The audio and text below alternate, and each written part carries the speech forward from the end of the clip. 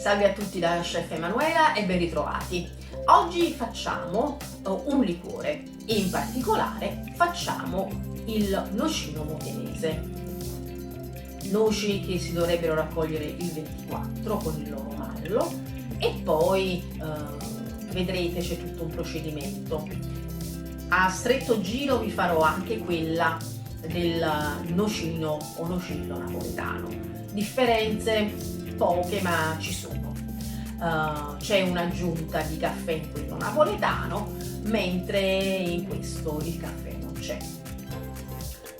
Vi dico subito che lo facciamo il 24 o il 25, insomma fino al 30 abbiamo tempo di giugno, ma lo potremo bere solo a Natale, perché ci vuole un periodo in cui il nostro nocino deve maturare e saporirsi.